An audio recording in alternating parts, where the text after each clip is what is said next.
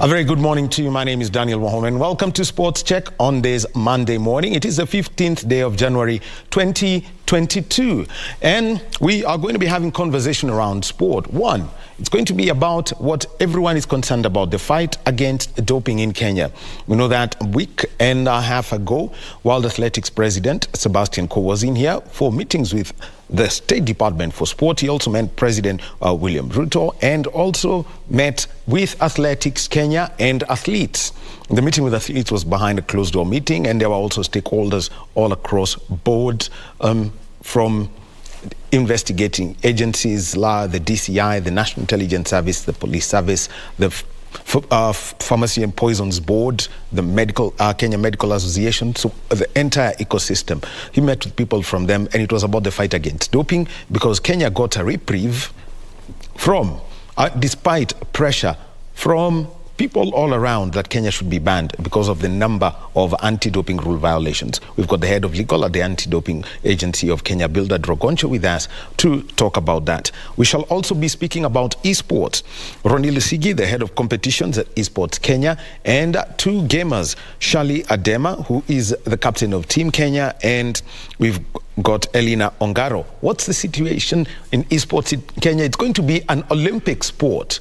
Breakdancing is already one. Next, this is what we have. So dance sport, e-sport, whatever the youth love. Actually, 3x3 basketball, street basketball to call it, they're already part of the Olympic sporting list.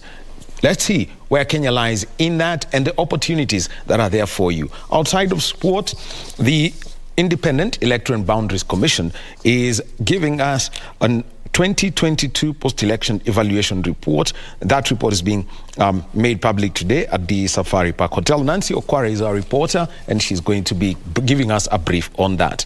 And happening at the Kenya Institute of Curriculum Development headquarters here in Nairobi, it's the announcement of the Form 1 placement, and this is by Cabinet Secretary Machogu, and that's going, he is currently meeting with people from the Kenya National Examinations Council before making this announcement. And down in Mombasa, the Cabinet Secretary for Mining and Blue Economy, Salim Mvurya, is to open the Blue Economy Sensitization Conference. And we also have got the Agriculture Cabinet Secretary, Mithika Linturi, who is going to be launching the National Value Chain Development Project. So 4 events that we're going to be taking a look at as we continue with our conversation around sport this morning. And also, remember, get in touch with us. Our Twitter handle is at KBC Channel 1. The hashtag is Sports Check. So straight down to the first conversation, and it is about anti-doping. We all know Kenya's first proper doping case was way back in 1988, and this was because of the person who got banned, Cosmos Ndeti, was banned for 2 months because at the World Cross Country Championships in New Zealand, the weather didn't go well for him, so he was given medication. So it was, and at that point, he was considered a junior athlete. Just got sanctioned for 2 months, but he simply says he would not want that to happen again because his career would have blossomed, but he later went on to win the Boston Marathon 3 times, riding with Bill Clinton, got used to it. But onwards, the fight has been there. In 2016, officially by law, the Anti-Doping Agency of Kenya came into place. But before that, there were other bodies. And the fight has continued. At times, Kenya facing tough times, like late last year. The world wanted Kenya banned from athletics. It would have been bad, especially for the 2024 Olympics.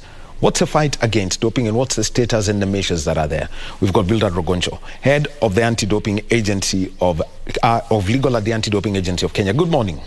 Morning, Mama. All right, thank you. It's a story that goes now more than 10 years about, the Kenya Anti-Doping Agent, what was known as KADA, the Kenya Anti-Doping Agency, and now ADAC.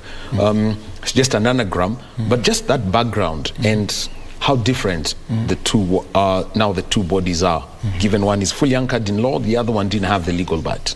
Yeah, it's true. Thank you for having me. I appreciate the opportunity to be here. We can have this discussion. Matters doping are now in the public domain, and everyone is talking about doping and Kenya being banned and all that.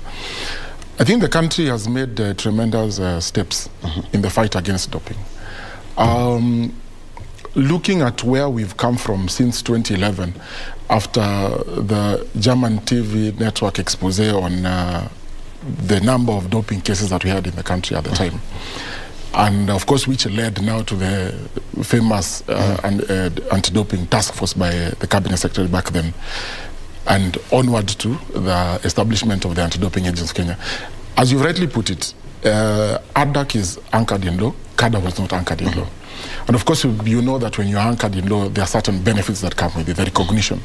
The statute that is already now in place that emphasizes that ADDAC is the only organ in Kenya which is recognized to fight doping or the doping menace in the country. CADA back then was more or less domiciled in another organ. So it didn't have the National Olympic Committee of Kenya. Precisely. So it didn't have the teeth to actually bite. So it was more of just backing. But what we have now are measures which have been put in place by the government to ensure that the country is able to win the war on doping as it is.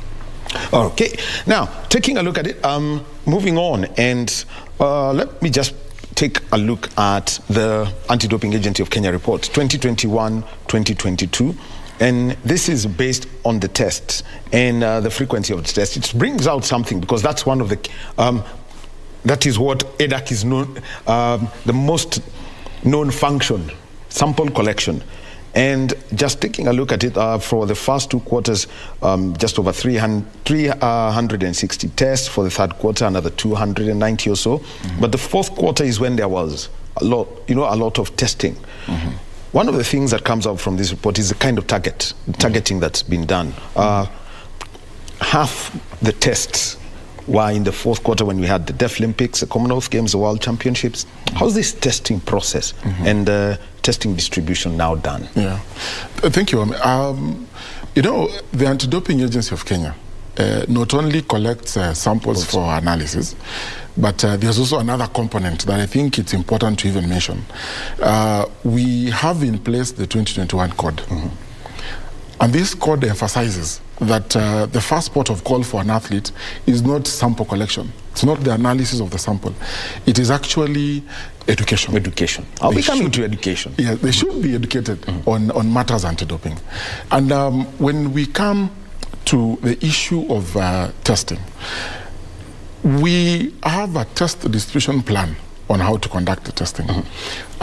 Remember, initially, we would do a random sample collection. Yes. But the world has evolved. Anti-doping is quite dynamic. And now we are looking at the essence of how do we utilize the funds that we have to be able to collect samples that will lead to us arresting the doping menace. And the only way we can do that is through intelligence and investigations, so that you have a team in the field that is conducting both covert and overt investigations to ensure that by the time we are collecting these samples, we know exactly what we are looking for. And I think it's important at least to get to understand that when we come to you to collect your sample, trust you me, we know exactly what we are looking for. So in essence, we have now changed our tact so that the way we are collecting the samples is purely on targeted athletes. Yeah. And this comes up because also there are the requirements. For example, Kenya is a category A country in athletics. Yeah. So that means that there's a lot of focus on athletics. So there's the 4-test rule, of which is in competition and out of competition. Yes. How are you now handling, with the mushrooming? I mean, no, sorry, with not the mushrooming, the explosion of the number of athletes. And some of them, for example, you may not know you cannot predict who's going to be national champion cross-country in 2023, or national track and field champion, but they may miss out on, they may not actually be initially in the testing pool.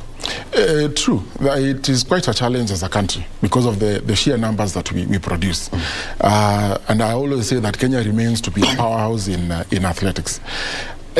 Basically, how we handle that situation is that, one, we have a registered testing pool for those athletes that we have identified, and there's a criteria. It is there on the ADAC website, on the criteria that we use to be able to put an athlete in the registered testing pool.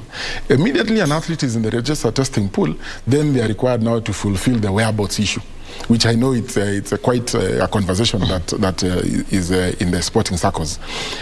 Other than the athletes in the register testing pool, remember when Team Kenya is being selected, yes, there is also the requirement for the event organizers that we must be able to conduct a particular number of tests before the event takes place. Sometimes it is quite a challenge because when we get this list, it can be a bit too close to the event, such that you find that the individual or the athlete who has been selected to represent Team Kenya has not satisfied the 4 mandatory tests before the event. And it's quite a challenge. I've actually come across athletes who feel that ADAC, ensure that they do not participate in those events. But it's a challenge. It's a challenge that the only way we can be able to surmount that is if we are able to work very closely with the federations, so that when Team Kenya is being selected, we have sufficient time to be able. Now, look at this, Ome. There is what we refer to as the probable. Yes. And we get that list, and it is quite a number of athletes. Do you know how much one sample, analysis of one sample will cost? What, $1,000? Very expensive. So we cannot be able to test all of them. We can only be able to select in terms of the performance of the athlete. But Kenya is Kenya. An athlete will appear in the national scene and surprise you. So it is a challenge, but we are working very close with the federations, and it's something that I'm sure we'll be able to find a solution to. Oh, now, when it comes to other sports, because we've seen from this sanctioned list that has been released recently and some others that have come before, now, EDAC is, a lot of people thought, EDAC was mainly for athletics, but it's now coming from other sports. Bodybuilding, there are questions. Swimming have had very serious concerns. We've seen that. What football now is coming up. Boxing. You can easily guess which substance will come there. How are you reaching out to this? Other federations, because some of them have never had a testing regime. Precisely. I think when you say now that bodybuilding and football is coming up, saddens me, because I wish we would only be talking about athletics, although so that we don't need this sport to come up. We don't need to get positive cases from football, from bodybuilding and all that. But as I've indicated, is that we are working very closely with the federations. One of the things that we do, and it is a requirement, is that we are conducting audits, compliance audits on federations, such that each federation, in their respective constitutions, they should have an element of anti-doping. And what is required of the federations for us to be able to, for the federation to invite ADAC to conduct testing, to conduct education workshops on the athletes. And indeed, the presumption has always been that ADAC is only interested in athletics Kenya. No, we test. We test all the other sport disciplines in the country. Something else is, as a recognized anti-doping agency, where it may be costly, say for example, for Table Tennis Africa or Tennis Africa to send their doping control officers here, ADAC may then be tasked to carry out some of these things on behalf of international federations. How does that work? Kenya has quite a number of athletes, and of course some of them reside outside this country, and for us to be able to even collect their samples basically for analysis, it can be quite a challenge. You can imagine. Actually, not for foreign-based athletes. I'm talking about international events. Yes. Which Kenya hosts. Yes. What happens is this, and I'm just laying that foundation, that, for example, a Kenyan athlete based in Japan, then how are we going to collect their sample for analysis? He is our athlete as a country, and we must be able to monitor what is happening with our athletes. So what we do as a country, and this is something that ADAC has taken up, is enter into various agreements with both local and international bodies, and especially international anti-doping organizations, so that there's that mutual understanding that if, for example, an athlete coming from Mauritius, being a Mauritian national, he can come to Kenya, and we can be able to collect samples on behalf of the Mauritius Anti-Doping Organization. And that is something that we're working not only for organizations or anti-doping organizations in Africa, but also from Europe, South America, the Asia, and all that. Yeah. Oh, works very well. Now, sample collection. Whenever you test, samples are collected. Like in this case, talking about close to 2021, 2022, over 1,000, just over 1,000 samples collected. It now comes down to the results management. So, for example, like in the case of the 18 anti-doping rule violations that's picked up by EDAC, and this is just the EDAC numbers only. Yes. So this doesn't include AIU or what was done by the IOC or any other body, but this is just EDAC. The process of managing this, because we've seen where there were 18 and 3 were appealed. Take us through that process now. Like they would say in Kenya, ukishikwa. What happens next? I think, let me take you back a little bit. 1,000 tests. How many positives? 18. 18. What's the percentage? That's 1.8%. Now, tell me this. 1.8%, is that figure so high? Not wild. But we would want it to be zero. As a country, we would want it to be zero. Now, once an athlete has tested positive of a prohibited substance, as an anti-doping organization here in Kenya, our work is to notify the athlete. And we give that athlete 14 days to be able to give us a response and explanation as to how that substance found its way into their system. Once they have served us with that explanation, we will review it. And if it is satisfactory, then the matter rests. But if it is not, then we take it up and file charges against the athlete and present them before the Sports Dispute Tribunal, now for the judicial process to begin. And of course, the matter is heard and determined. And there are so many other stages that take place within the Sports Tribunal, like the appointment of pro bono counsels who come on board to represent some of the athletes who cannot be able to afford legal services. And the matter is then, moved through the motions, through the first mention, the hearing process, the submissions, and then a decision is finally rendered. There's something I wish to mention, Mohammed, that the 2021 code now has a strict timeline.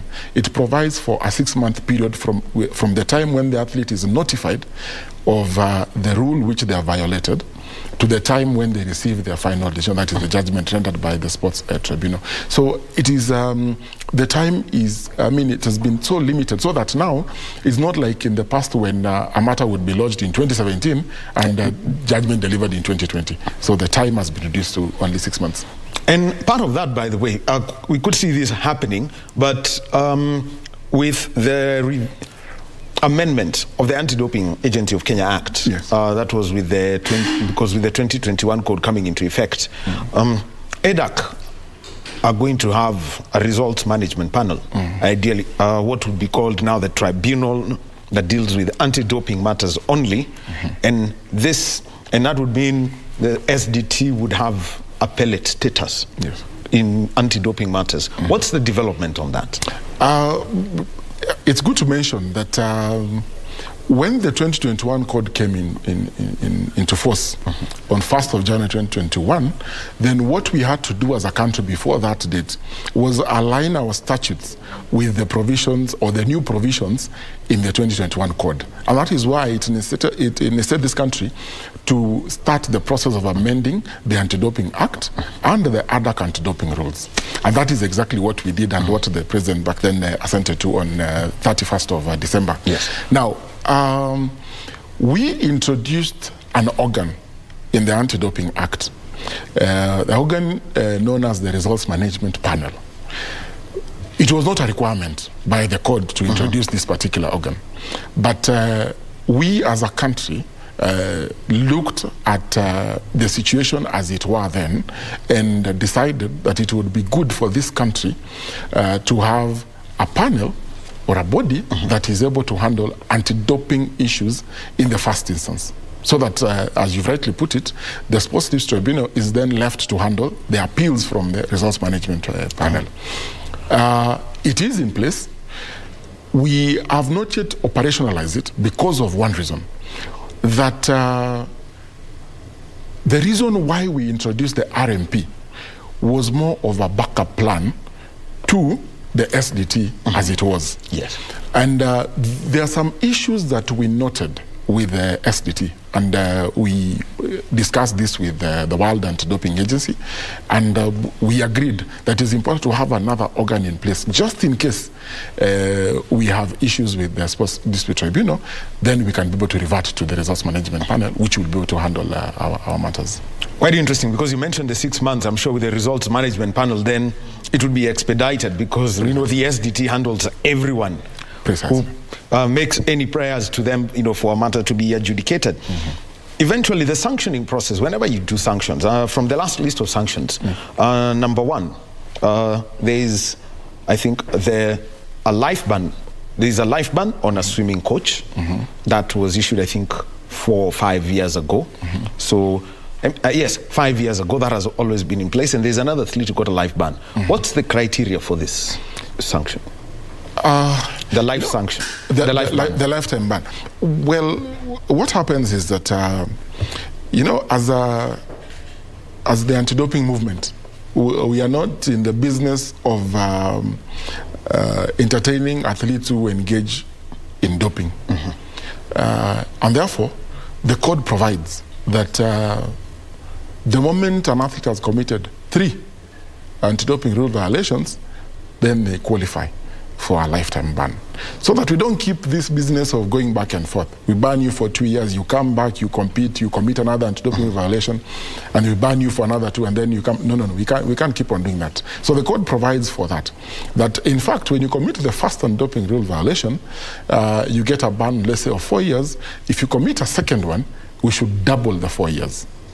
So it comes to 8. Comes to 8. If you commit a third one, then we give you a lifetime ban. And that is precisely how the lifetime ban works. But allow me to mention that apart from the sanction that an athlete receives at the end of the hearing process, we also place the athletes on provisional suspensions. Yes. Immediately we have notified you as an athlete of an anti-doping rule violation.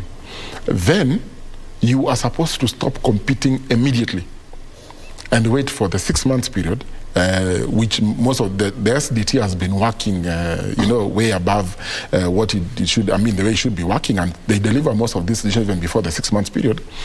Then you can, you will be able to be informed whether you need to go back to participating or you're going to serve a particular ban or period of time out from competing.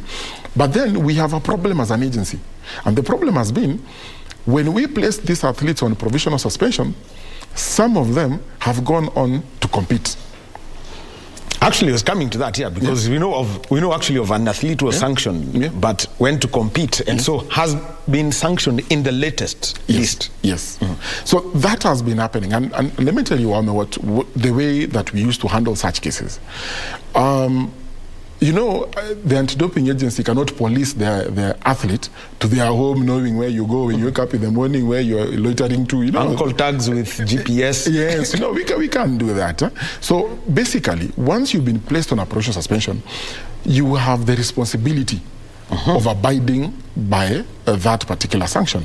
Now, when an athlete violates that, in the 2021 code, it provides that when they get now the final sanction, the tribunal should not credit the period which they ought to have been serving a pressure because they were participating, which to me makes a mockery of the whole process. Because in the 2015 code, it provided that you could actually be able to charge them with a second anti-doping rule violation for violating the provisional suspension period. And that is a condition that we are now having with WADA, because the code is amended every 5 years. Yes. So we are already discussing this, so that in the next amendment they can revert to what we had in the 2015 code. That will curtail what we are looking at. Then how is the case of multiple violations done? Because you have somebody who may provide a sample, yeah, but in the process they also tamper with the process. Precisely.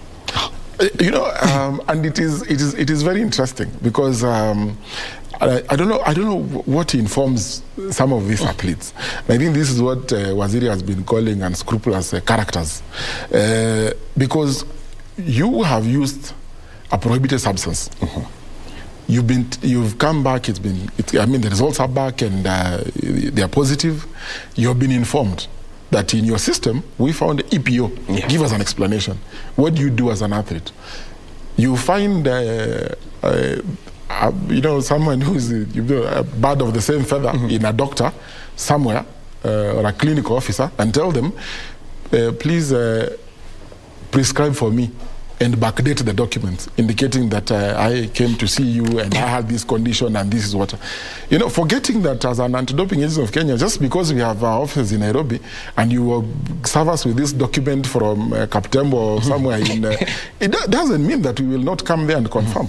We will conduct our investigations and we are going to unearth the fact that these documents are forged. Okay? And once we do that, we charge the doctor. Okay? Mm-hmm. And we also now charge you as an athlete with the second offense of tampering. And you know, now you are still facing the first offense of presence of the prohibited substance. I don't know how that normally happens. And I think the athletes need to be informed that the best thing to do once you've tested positive is cooperate with the anti-doping agency of Kenya, because even our anti-doping rules provide that if as an athlete you give us information, mm-hmm, you admit and you tell us, I was not alone, I was actually with so and so and so and so, you might not get the 4-year period ineligibility which you would have slapped you with. Yes. Okay. So it is a misinformation out there. But I'll tell you this, Wahome, that as an agency, we have a robust education department, mm-hmm, which has reached out to so many athletes. The number of seminars, the number of workshops, I mean, the data is out there. Yeah, actually, if I was to read from 2021-2022, mm-hmm, the number of athletes reached as at the end of the fourth quarter, mm-hmm, was, what, comes to 13, wait, that's, okay, already, comes to what, 14,295. That is 2021-2022. Now tell me, we have given you the information. As athletes, we have told you, cooperate with us. Don't try to lie. You know, don't cut corners. Just come and tell us this is exactly what happened. If you have this information, share with us. I mean, we will treat that information with the highest confidentiality. You know, we'll not disclose your name and all that. And we are going to assist you in accordance with the provisions of the ADAC anti-doping rules. But athletes will still go out there and try to, you know, find their ways of defeating the process, which, for a fact, you cannot. Oh. Yeah. Now, we know people who've been taken to court for criminal, because of criminal offense, because of what has been considered criminal things. Yeah, forging documents from hospitals. Yeah. The other one is, you know, basically trying. I mean, there was a crazy case of ESJ because gay. Yes. Yes. A man who fooled the entire athletics ecosystem that he was a lady and competed severally. Mm-hmm. How are you dealing with this, and how is it to be understood that you're separating what is in the penal code and what is an anti-doping rule violation? You know, what happens is that the Anti-Doping Act under Section 42, it provides for the offenses. Yes. Those offenses, you know, touch on medical doctors, you know, it talks about clinical officers and all that. So it is, we have the laws in place to deal with everyone else using the criminal justice system except the athletes. Mm-hmm. But the only way we don't touch the athletes is on the aspect of presence of a prohibited substance. Aha. Okay? So when you test positive for EPO, for example, our laws do not recognize that as a criminal offense. That is handled through the through the SDT, through the ADAC anti-doping rules. So it's not a criminal offense per se. But for the other individuals And those are the cases that we already have in court. Unfortunately, you know, the criminal justice system can be a bit slow, and it can take a bit of time. So in as much as those cases are already in court, I'm sure people out there want to be told that we took this one to court and they are now serving two-year sentence in committee or wherever, you know. But it takes time. But we have active criminal cases in court touching on doctors who have administered, nurses who have administered, you know, clinical officers who have administered and all that. So they are there. The other one now that everyone's talking about is that in the process of collecting samples, there's something that's a little bit worrying, and this is from the report. From the 1st of July 2021 to the end of June 2022, there were only 3 therapeutic use exemption. Only 3 people asked for that, and only 2 qualified. Question is, we know of athletes who've been sanctioned for not applying for TUEs. Yeah. But there are those, but 3 for really is a worrying number, because probably there's somebody who's been sanctioned, and that number would probably have been 5. What's the fear that athletes have of going for a TUE? I don't know. I don't know what. I think this has always puzzled me, because we have talked to athletes and we have informed them that you qualify for a TUE. If you do, this is the procedure. This is what you need to do. And I think the easiest TUE that would come to mind is asthma. Precisely. And I will tell you, Awome, that the number of cases or the number of athletes that I have prosecuted who are ailing from asthma, genuine medical cases, it breaks my heart. Because I look at an athlete and I wonder, if only you had applied for a TUE, surely we would have been able to you would have been sorted out. Now, I think athletes, and they have been informed of this, that if you have a medical condition and you need to use a particular medication, and that medication falls in the category of the prohibited list, all you need to do is inform the Anti-Doping Agency of Kenya, call, send a text, send an email, you know, by any means communicate and tell us, this is the position, this is what I'm suffering from, and this is the medication that I need to use. And these doctors know, the ones who administer, they know that this particular substance is actually prohibited. But as an athlete, it is your responsibility then to inform the doctor that I am an athlete and I require to use this medication. And we've held sessions even with medical practitioners, and they know that when you're faced with an athlete and they inform you of such, then you have also a responsibility to ensure that you do not administer a prohibited substance. So what they need to do basically is write to us as an agency. We will review, and if they qualify, they will be granted a TUE, and therefore they can continue using the medication. I think, it's important to mention that for an athlete to qualify for a TUE, they must have a genuine medical condition. The medication which they are seeking to use must be the only medication which they can use and no any other, and it is in the prohibited list, and that by use of that medication, it will not give that particular individual, that athlete, an advantage over the other athletes, you know, and that denying that athlete the use of that medication is a matter of life and death. Yes. Once you qualify, only those 4, then we grant you the TUE, and life goes on. Well, when I was growing up, Billy Conchela was the poster man for asthma. They said even champions have asthma. So for a very long time, he was exempted. It was known, and so he could survive that. Yes, we're with Bildad Rogoncho, head of legal at the Anti-Doping Agency of Kenya, talking about the fight against doping and what is being made there. So remember, all the details are there, and the focus is on transition. Ruth Wamboi is our reporter, and she's going to be giving us the full details. Well, let me quickly wind up this conversation that we've had this morning. Head of legal at the Anti-Doping Agency of Kenya, Bildad Rogoncho. And it's 2 issues that we would like to talk about as we look at the focus on the fight against doping. The athlete biological passport.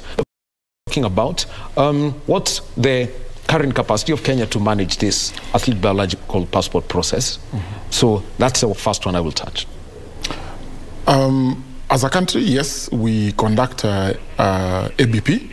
We work very closely with APMU, that is the Athlete Passport Management Unit in Norway. And those are the ones that are conducting the analysis for us. And I mean, just to say thank you to the government, because we now have the Lancet hospital here in Kenya, which is able to collect those samples on behalf of the APMU. And we rely heavily on the APMU in preparing the ABP for the athletes that we are monitoring. Okay. All right. Now, the other one, 3 substances, EPO, nandrolone, and now we've got acetylide. You was worried about this last one. EPO, nandrolone. I mean, it's common. If you look at all the, what is it called, presence of substance, it's either EPO or nandrolone. Yeah. And currently with the AIU, it's this new acetylide. Yeah. What's this? What's happening? Are people basically sharing knowledge on how to, I mean, on which law to break or which substance to give to athletes? And the worst thing is, this is low-tech doping. It will be detected fast. Yeah, it's true. I think it's important to mention one aspect, that when it comes to doping, the substances that athletes can use to dope are categorized in 2 distinct categories. In category A, you have the specified substances. The specified substances are those medications which you and I can be able to walk to a pharmacy and purchase. Okay, you do not need a doctor's prescription to get them. You know, your everyday medication. Category B, and this is where it gets interesting, we have the non-specified substances. And for these ones, it is basically those substances which you require a medical doctor's prescription to be able to obtain them. It is because you find that the first 2, nandrolone and EPO, those are non-specified substances, and they attract a 4-year period of ineligibility if they are found in the athlete's system. So I had a conversation with a colleague a few days ago, and what we were saying is that, you know, it paints a particular picture. When you find that 10 athletes are testing of the same substance, is it a coincidence? We highly do not think so. It means there's somebody who is supplying this medication to these athletes to be able to use it. So there's a particular source, and that source is what we are looking for. And I will tell that source, we are hot on your heels. All right. Willard Rugoncho, Head of Legal at the Anti-Doping Agency of Kenya, thank you for being with us. We'll continue having this conversation and giving out more information. And remember, right now, the Anti-Doping Agency of Kenya has been given permission to publish names of athletes who are provisionally suspended, which means that they've provisionally suspended Wahome. The name will be sent out the same way the AIU does. So thank you very much, and we'll continue advocating for clean sport and keep the fight against doping. We take our first break now, and when we come back, let's have a conversation about e-sport.